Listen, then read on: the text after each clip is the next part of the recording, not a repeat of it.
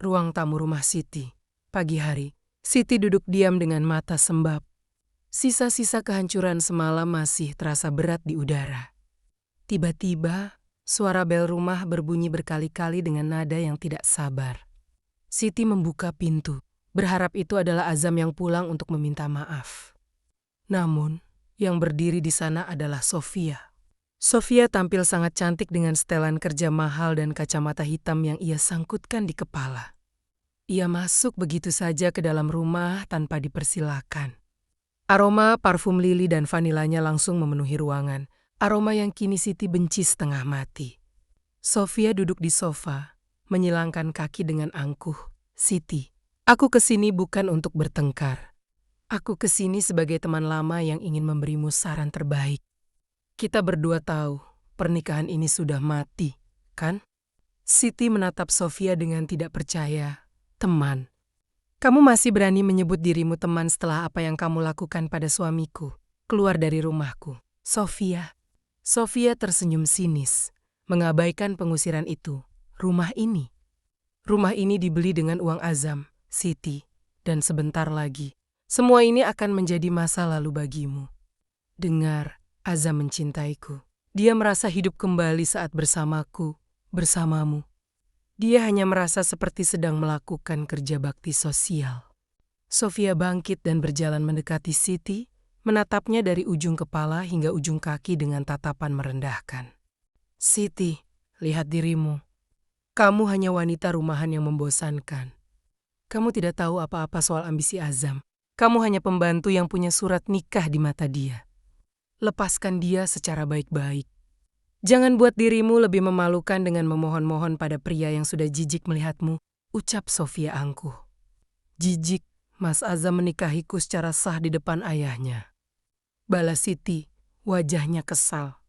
Sofia tersenyum, sebuah senyuman meremehkan, dan ayahnya sudah meninggal. Siti, kontrak anak berbakti itu sudah selesai. Sekarang Azam ingin hidup untuk dirinya sendiri. Kalau kamu sayang padanya, lepaskan dia. Jangan jadi parasit yang menghambat karier dan kebahagiaannya. Aku bisa memberikan dia segalanya yang tidak bisa kamu berikan. Untuk pertama kalinya, Siti merasakan sesuatu yang lebih kuat dari rasa sedih, amarah. Ia melangkah maju, tangannya gemetar bukan karena takut, tapi karena menahan diri untuk tidak menampar wajah di depannya. Kamu pikir kamu pemenangnya, Sofia. Kamu hanya mencuri apa yang bukan milikmu. Dan ingat satu hal, pria yang bisa mengkhianati istrinya demi wanita sepertimu, suatu saat juga akan mengkhianatimu demi wanita lain. Kamu bukan penyelamat, kamu hanyalah sampah yang merasa dirinya permata. Wajah Sofia mengeras, ia merasa terusik, terserah apa katamu. Yang jelas, Azam sudah menyiapkan surat cerai. Segera tanda tangani kalau kamu tidak mau aku mempersulit hidupmu lebih jauh. Sampai jumpa di pengadilan, sahabat. Sofia keluar dari rumah dengan dentuman hak tinggi yang angkuh. Siti menutup pintu dan menyandarkan tubuhnya di sana. Ia menarik napas panjang. Rasa hancur itu masih ada, tapi kini ada api kecil yang mulai menyala di matanya. Siti mengambil ponselnya. Kali ini bukan untuk menelepon Azam, melainkan menelepon Mila. Mila, jemput aku. Aku tidak mau mati di rumah ini. Aku ingin belajar bagaimana cara membalas mereka. Setelah keluar dari rumah yang terasa seperti penjara itu, Siti berjalan tanpa arah. Ia berakhir di sebuah taman yang letaknya tak jauh dari kantor suaminya. Ia duduk di salah satu bangku panjang, menunduk dengan bahu yang bergetar hebat. Di tangannya, ia masih meremas tas kecil berisi dokumen-dokumen pribadinya. Langkah kaki yang mantap mendekat. Lalu berhenti tepat di depan Siti. Sebuah sapu tangan bersih berwarna biru tua diulurkan ke arahnya. Siti, apakah itu kamu? Siti mendongak dengan mata sembab. Ia terkejut melihat Ardan berdiri di sana. Pria yang kini menjadi atasan suaminya itu menatapnya bukan dengan tatapan meremehkan seperti Sofia, melainkan dengan pancaran perlindungan yang dalam. Suara Siti terbata-bata sambil mengusap air mata. Kak Ardan. Maaf, saya tidak seharusnya terlihat seperti ini di depan kakak. Ardan duduk di ujung bangku.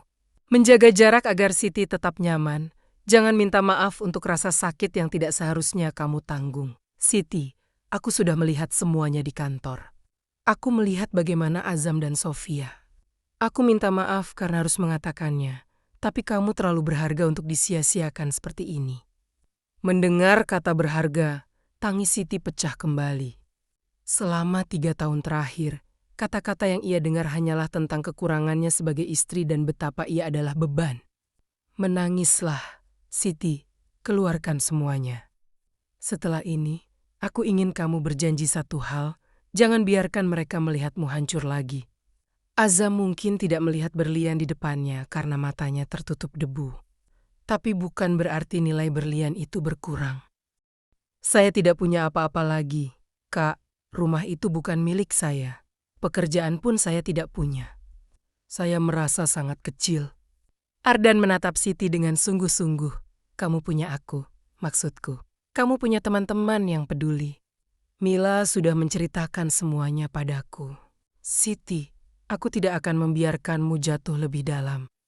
Mulai hari ini, biarkan aku dan Mila membantumu berdiri kembali. Bukan karena kasihan, tapi karena aku tahu apa yang kamu mampu lakukan. Ardan memberikan kartu namanya, namun di balik kartu itu ia menuliskan sebuah alamat apartemen milik keluarganya yang kosong. Pakailah tempat ini untuk sementara. Jauh dari jangkauan Azam dan Sofia, tenangkan dirimu, kumpulkan kekuatanmu. Setelah kamu siap, aku akan menunggumu di kantorku bukan sebagai istri Azam, tapi sebagai Siti yang mandiri, ucap Ardan. Mencoba memotivasi Siti. Siti menatap kartu itu, lalu menatap Ardan. Ada rasa hangat yang asing mengalir di hatinya. Untuk pertama kalinya dalam waktu yang lama, ia tidak merasa sendirian melawan dunia. Dari kejauhan di lantai atas gedung kantor, Azam berdiri di balik jendela kaca besar. Ia melihat Siti duduk di taman bersama seorang pria. Meskipun jaraknya jauh, Azam bisa mengenali siluet Ardan, direktur eksekutifnya. Azam mengepalkan tangan. Ada rasa panas yang aneh di dadanya. Kenapa Pak Ardan ada bersama Siti? Apa yang mereka bicarakan? Sofia masuk ke ruangan Azam dan memeluk lengannya dari samping, mencoba mengalihkan perhatian Azam. Mas, abaikan saja dia. Paling Siti sedang mengemis simpati pada orang asing. Ayo, kita makan malam. Aku sudah reservasi tempat yang bagus. Azam mengikuti Sofia, namun matanya terus tertuju pada taman di bawah sana sampai siluet Siti dan Ardan menghilang. Benih kecemburuan yang egois mulai tumbuh, meski ia sendiri yang telah membuang Siti. Siti melangkah masuk ke rumah yang selama 3 tahun ini ia jaga kebersihan dan kehangatannya. Namun, suasana hari ini berbeda. Bau masakan yang biasanya memenuhi ruangan berganti dengan aroma parfum lili milik Sofia yang tertinggal di sofa ruang tamu. Siti merasa seperti orang asing di rumahnya sendiri. Siti menuju kamar utama untuk mengemasi pakaian dan buku-bukunya. Ia terkejut melihat beberapa kotak kardus sudah berada di depan pintu kamar. Di dalamnya terdapat pakaian-pakaian Siti yang dilipat asal-asalan. Azam berdiri di ambang pintu dengan tangan bersedekap. Baguslah kamu pulang. Aku sudah mencicil membereskan barang-barangmu. Aku tidak mau Sofia merasa tidak nyaman saat dia mampir ke sini nanti. Siti menghentikan gerakannya, menatap Azam dengan pedih. Kamu mengusirku dari rumah ini, Mas. Bahkan sebelum surat cerai itu sampai di tanganku. Bukan mengusir, Siti, aku hanya realistis. Kamu tidak lagi punya fungsi di sini. Rumah ini butuh energi baru. Bukan suasana suram seperti yang kamu bawa belakangan ini, ukapi Azam aku. Siti mencoba mengambil sebuah gaun yang dulu dibelikan Azam saat awal pernikahan. Namun Azam merebutnya dan melemparnya kembali ke kardus. Jangan bawa itu. Itu sudah ketinggalan zaman, sama seperti kamu. Kamu tahu. Kemarin Sofia mengajariku cara melihat grafik saham terbaru. Dia sangat cerdas. Penampilannya pun selalu segar. Tidak pernah terlihat kuyu dengan daster dan bau bawang sepertimu. Si Cibeh cetak wajahnya penuh kekesalan. Aku bau bawang karena aku memasak untukmu. Mas, aku kuyu karena aku mengurus semua keperluanmu agar kamu bisa fokus bekerja. Azam tertawa sinis. Itu pilihanmu. Siti, jangan salahkan aku kalau aku lebih tertarik pada wanita yang bisa merawat diri dan otaknya. Sofia itu modern, dia bisa menyeimbangiku. Sedangkan kamu hanya bisa bertanya Mas sudah makan? Setiap hari, membosankan. Azam kemudian mengeluarkan selembar uang dari dompetnya dan melemparnya ke atas kardus. Siti, ini untuk ongkos taksimu. Jangan bilang aku tidak bertanggung jawab. Ambil barang-barangmu dan pergilah ke tempat Mila atau kemanapun kamu mau. Siti tidak mengambil uang itu. Ia justru berdiri tegak, menghapus air matanya. Dan menatap Azam dengan keberanian yang baru ia temukan setelah bertemu Ardan kemarin. Simpan uangmu. Mas, kamu akan lebih membutuhkannya untuk membayar harga diri yang sudah kamu jual pada Sofia. Aku pergi bukan karena aku kalah. Tapi karena aku akhirnya sadar bahwa melayani pria sepertimu adalah kisyon terbesar dalam hidupku. Siti menyeret kardusnya keluar. Ia tidak menoleh lagi. Di depan pagar, sebuah mobil hitam sudah menunggu. Bukan taksi yang dipesan Siti, melainkan asisten Ardan yang diutus untuk menjemputnya. Azam melihat dari balik jendela. Ia mengernyitkan dahi saat melihat Siti dibantu oleh seorang pria berseragam rapi untuk memasukkan barang-barangnya ke mobil mewah. Rasa penasaran dan ego laki-lakinya mulai terusik. Azam berbicara sendiri, siapa yang menjemputnya? Tidak mungkin Mila punya mobil seperti itu. Apa Siti benar-benar punya sandaran lain? Di dalam mobil, Siti memejamkan mata. Ia meninggalkan kunci rumah itu di atas pagar. Bab hidupnya sebagai istri yang patuh namun terhina telah ia tutup rapat-rapat. Tujuannya sekarang hanya satu, bangkit. Ardan duduk di kursi kebesarannya, menatap pemandangan kota dari balik kaca besar. Namun, pikirannya tidak tenang. Sebagai pemimpin, ia memiliki insting yang kuat bahwa ada sesuatu yang tidak beres dengan tim pelaksana kebanggaan kantornya. Bukan hanya soal moralitas, tapi soal integritas data. Ardan memanggil sekretaris pribadinya dan meminta seluruh berkas laporan anggaran proyek yang dikelola oleh Azam dan Sofia selama 6 bulan terakhir. Ia tidak ingin menggunakan tim audit internal terlebih dahulu agar tidak memancing kecurigaan. Ardan meneliti angka-angka di layar monitor dengan teliti. Vendor pengadaan bahan interior CV Maju Jaya. Kenapa harga satuannya jauh di atas rata-rata pasar? Dan lihat tanda tangan ini. Ardan menemukan bahwa banyak pengajuan dana tambahan yang ditandatangani oleh Azam tanpa melalui verifikasi berlapis. Namun, dalang dibalik semua draft laporan itu adalah satu nama, Sofia. Di saat yang sama, di ruang kerja Azam, Sofia sedang bersandar di meja Azam sambil menunjukkan sebuah brosur apartemen baru yang lebih mewah. Mas, kalau proyek ini cair bonusnya bulan depan, kita bisa ambil unit ini. Aku sudah atur semuanya. Kamu tenang saja. Laporan keuangan sudah aku rapikan supaya tidak terlihat terlalu mencolok. Azam sedikit ragu. Apa tidak berisiko, Sof? Pak Ardan itu orangnya sangat teliti. Aku takut dia mencium ada markup di sana. Sofia mengelus tangan Azam, nada suaranya membuai Mas. Kamu itu ketua tim, dia baru sebulan di sini. Dia tidak akan tahu seluk-beluk vendor lama kita. Percayalah padaku. Ini semua untuk masa depan kita, untuk mengganti semua kerugianmu setelah cerai dengan Siti nanti. Azam akhirnya mengangguk. Ia sudah sepenuhnya menjadi boneka di tangan Sofia. Menandatangani dokumen-dokumen berisiko hanya karena percaya bahwa Sofia adalah otak yang akan membawanya menuju kekayaan. Malam harinya, Ardan bertemu dengan Mila di sebuah kafe untuk melaporkan perkembangan. Ia juga ingin memastikan keadaan Siti. Mila, dugaanku benar. Sofia memanfaatkan posisi Azam untuk melakukan penggelapan dana proyek melalui vendor fiktif. Azam mungkin tidak sadar dia sedang menggali kuburnya sendiri karena dia terlalu sibuk mencintai wanita itu, ucap Ardan. Lalu apa rencanamu? Dan apa kamu akan langsung memecat mereka? Ardan membolak-balik berkas, mencoba mencari sesuatu. Belum, aku butuh bukti satu transaksi lagi agar mereka tidak bisa mengelak di depan hukum. Aku ingin mereka jatuh sejatuh-jatuhnya, sehingga mereka tidak punya kekuatan lagi untuk mengusik Siti. Siti sudah mulai membaik. Dia sedang belajar desain interior dasar dariku. Dia punya bakat, tapi dia masih sering melamun jika mendengar nama Azam, ucap Mila. Menatap Siti yang ada di meja di depannya. Tatapan Ardan melembut, katakan padanya, jangan melirik ke belakang. Masa depannya jauh lebih cerah daripada masa lalunya yang penuh kebohongan itu. Ardan kembali ke kantornya di malam yang sunyi. Ia membuka laci mejanya dan mengambil sebuah foto lama saat SMA, foto Siti yang sedang tertawa di kantin. Ia kemudian meletakkannya di samping berkas bukti kejahatan Sofia. Aku akan membersihkan semua sampah yang mengganggumu. Siti, satu persatu. Siti duduk dengan punggung tegak.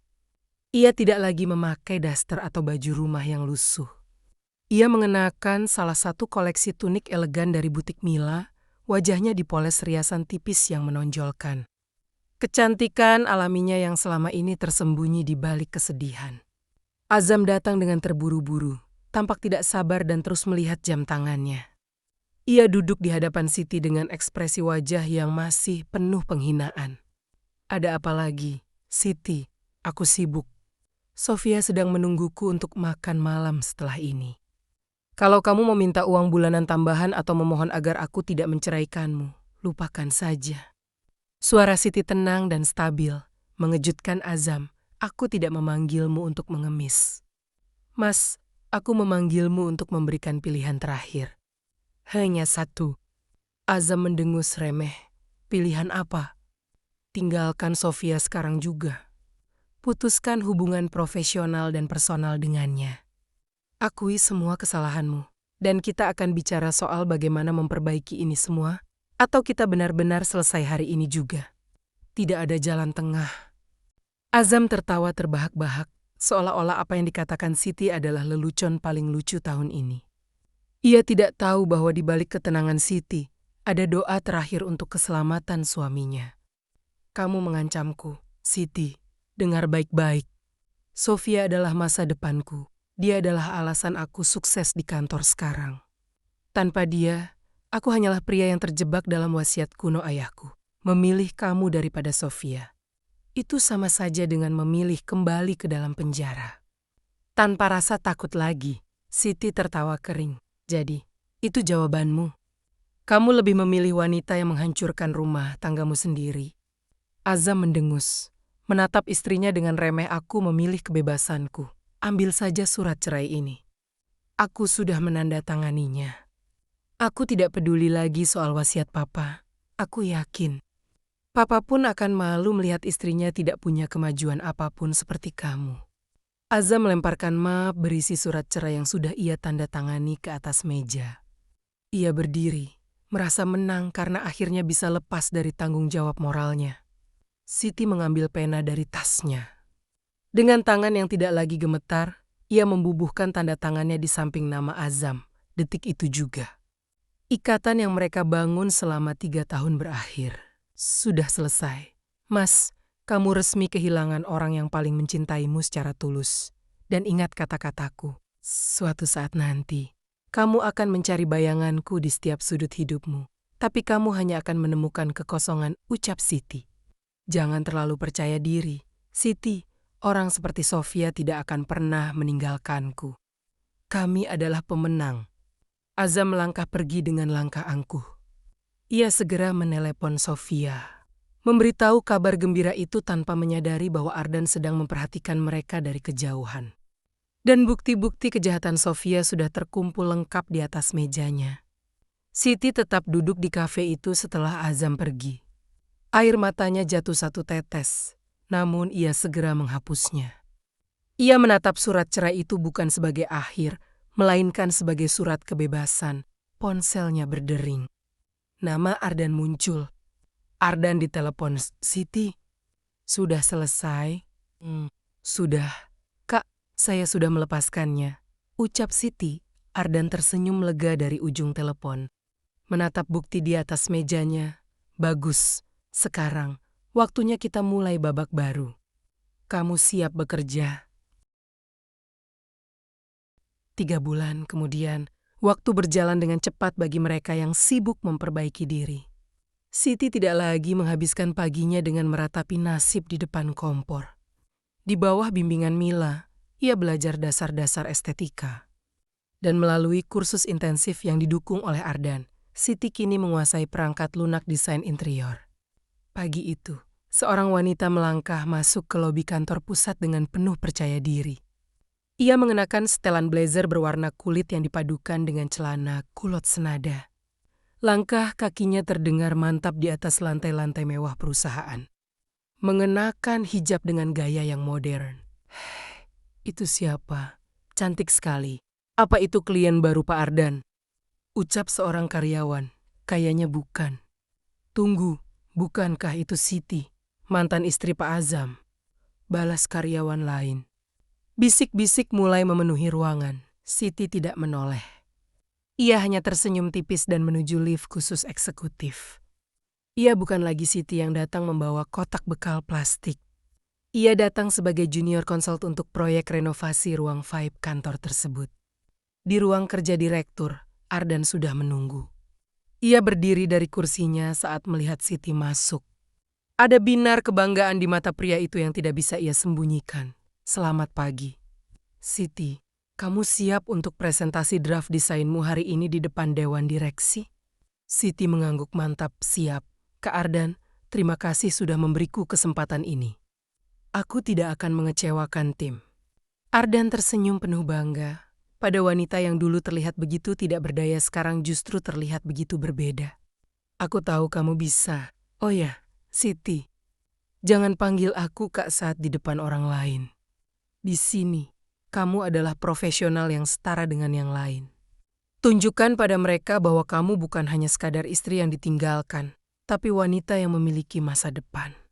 Saat Siti sedang menuju ruang rapat, ia berpapasan dengan Azam dan Sofia di koridor. Azam tampak agak kuyu, beban kerja dan tekanan dari Ardan mulai terlihat di wajahnya.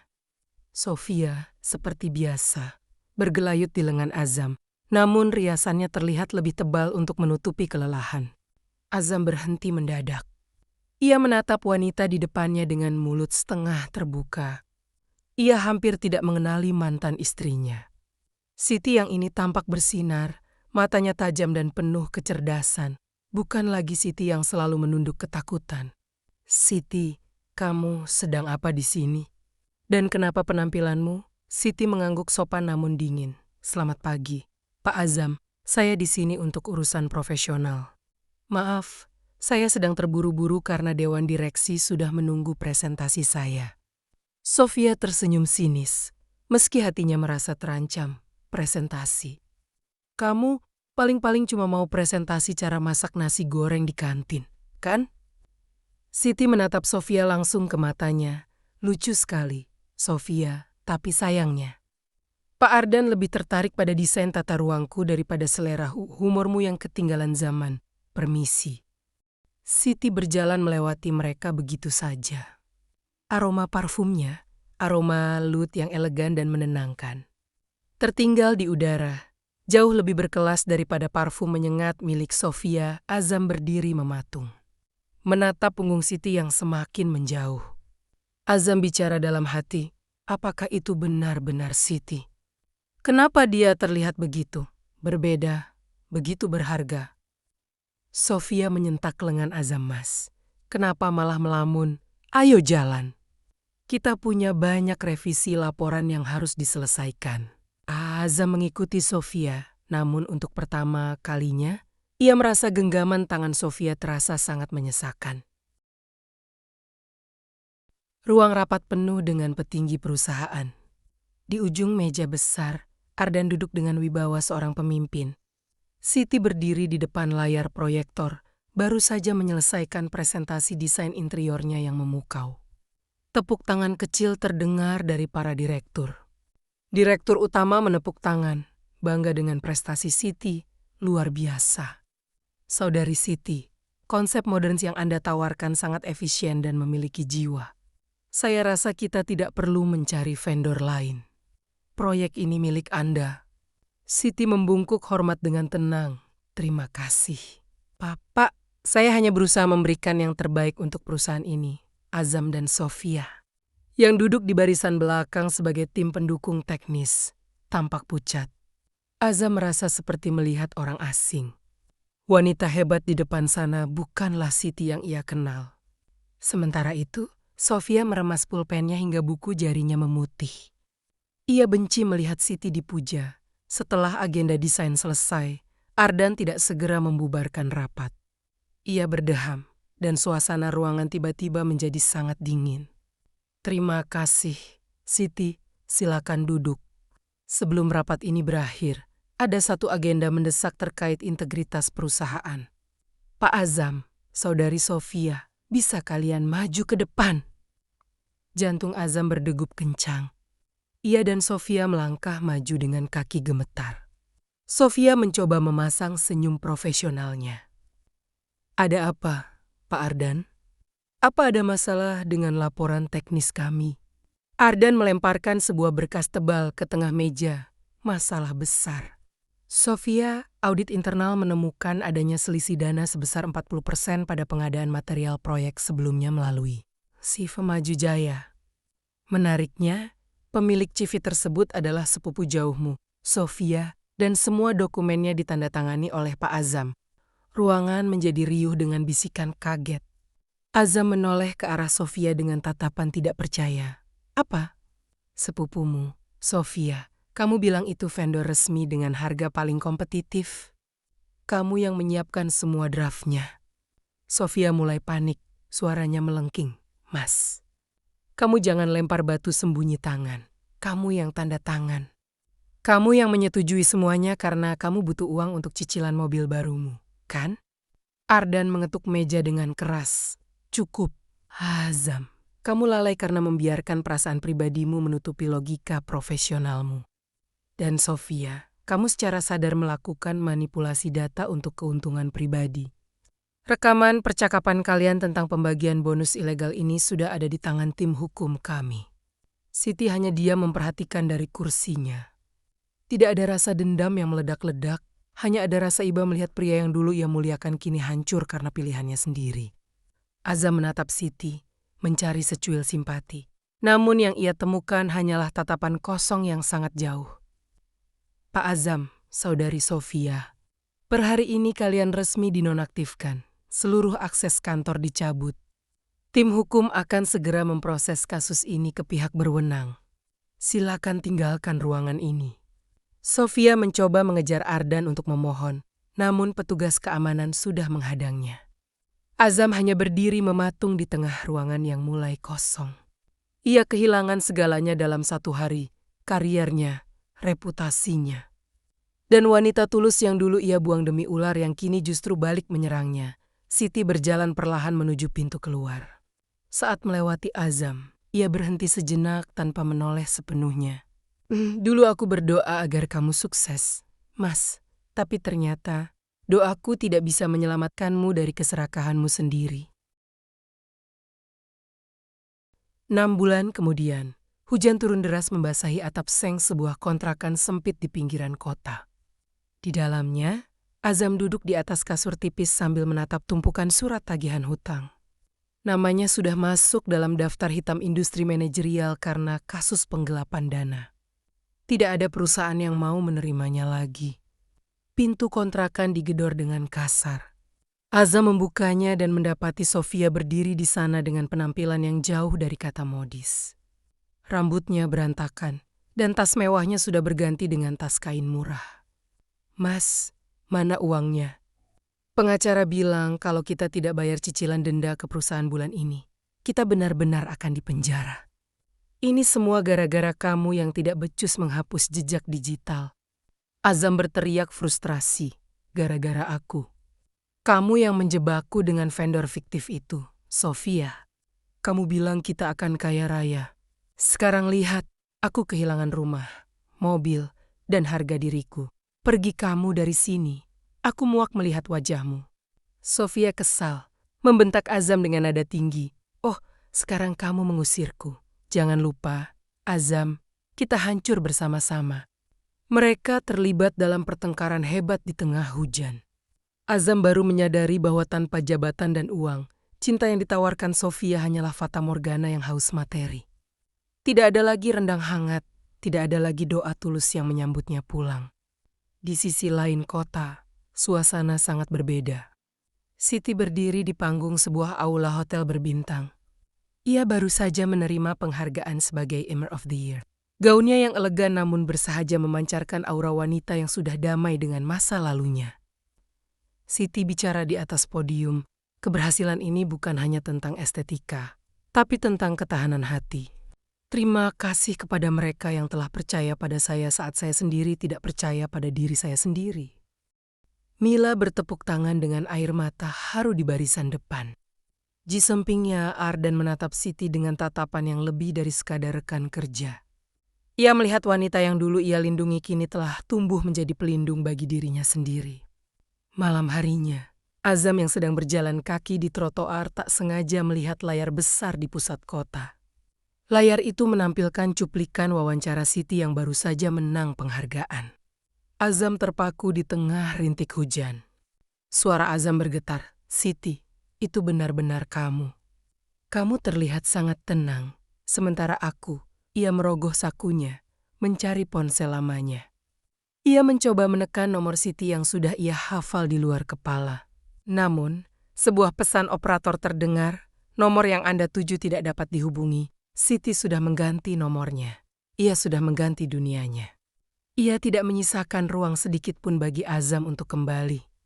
Ardan menghampiri Siti setelah acara selesai. Membawakan sebuah buket bunga mawar putih. "Selamat, Siti, kamu luar biasa malam ini. Sekarang, ada satu hal lagi yang ingin aku tanyakan. Bukan soal proyek, bukan soal kantor." Siti tersenyum manis. "Apa itu?"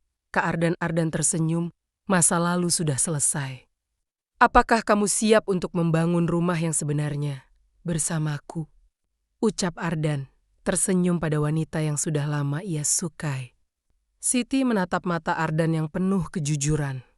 Ia tidak langsung menjawab, namun senyumnya memberikan harapan baru yang lebih cerah dari cahaya lampu panggung. 1 tahun kemudian, suasana dingin menyelimuti selasar gedung pengadilan. Azam duduk di kursi kayu panjang dengan kepala tertunduk. Ia baru saja mendengarkan putusan hakim 2 tahun penjara akibat kelalaian dan keterlibatannya dalam kasus korupsi perusahaan. Di sampingnya Sofia sudah lebih dulu dibawa petugas dengan wajah pucat dan mata kosong. Hukuman bagi sang dalang lebih berat. Saat petugas mengiringnya menuju mobil tahanan, langkah Azam terhenti. Ia melihat sebuah mobil mewah berhenti di depan gedung pengadilan. Bukan untuk menjenguknya, melainkan karena ada acara di gedung sebelah. Ardan turun dari mobil. Lalu dengan sangat lembut ia membukakan pintu untuk Siti. Siti turun dengan gaun ibu hamil yang sangat anggun. Perutnya sudah membuncit, menunjukkan kehidupan baru yang sedang ia kandung. Wajahnya berseri, memancarkan kedamaian yang tak pernah Azam berikan selama 3 tahun mereka menikah. Azam berbisik pelan. Nyaris tak terdengar, "Siti." Siti sempat menoleh ke arah kerumunan, dan matanya bertemu dengan mata Azam untuk sekejap. Namun, tidak ada benci, tidak ada dendam, dan yang paling menyakitkan bagi Azam, tidak ada lagi cinta. Siti hanya mengangguk pelan sebagai tanda simpati antar sesama manusia. Lalu ia kembali tersenyum pada Ardan yang merangkul pinggangnya dengan protektif. Malam harinya, di rumah baru yang didesain sendiri oleh Siti, sebuah rumah yang penuh dengan cahaya, tanaman hijau, dan kehangatan. Tidak ada lagi bau antiseptik atau aroma parfum lili yang menyesakkan. Yang ada hanyalah wangi masakan rumahan yang tulus. Ardan menatap istrinya dengan lembut. "Kamu tidak apa-apa tadi. Aku melihatmu menoleh di pengadilan." Siti duduk di sofa sambil mengelus perutnya. "Aku tidak apa-apa. Kak, melihatnya tadi justru membuatku sadar bahwa takdir Allah tidak pernah salah. Aku harus melewati kegelapan bersamanya untuk bisa menghargai cahaya yang kakak berikan sekarang." Ardan mengecup kening Siti. "Terima kasih sudah memilih untuk bangkit. Siti, terima kasih sudah mengizinkanku menjadi imammu yang sesungguhnya." Latar berpindah ke dalam sel penjara yang sempit. Azam duduk sendirian di pojok ruangan. Ia teringat nasihat ayahnya yang dulu ia remehkan. Ia teringat bagaimana Siti selalu menunggunya dengan nasi hangat dan bagaimana ia justru memilih racun yang ditawarkan Sofia. Ia mengambil selembar kertas dan pulpen. Mencoba menulis surat permintaan maaf untuk Siti. Namun, baru satu kalimat tertulis. Ia meremas kertas itu dan membuangnya. Azam menangis terseduh-seduh dalam diam. Maafkan aku, Siti. Aku membuang berlian demi sebuah kerikil tajam. Dan sekarang, aku harus hidup dengan luka ini selamanya. Di taman rumahnya, Siti melihat ke arah langit malam yang penuh bintang. Ia teringat janji di atas ranjang kematian ayah Azam. Ia telah menunaikan baktinya. Ia telah bersabar dalam ujiannya. Dan kini, Tuhan memberinya hadiah yang jauh lebih indah dari yang pernah ia bayangkan. Hidup terus berjalan. Luka telah menjadi pelajaran, dan pengkhianatan telah menjadi jembatan menuju kebahagiaan yang sejati.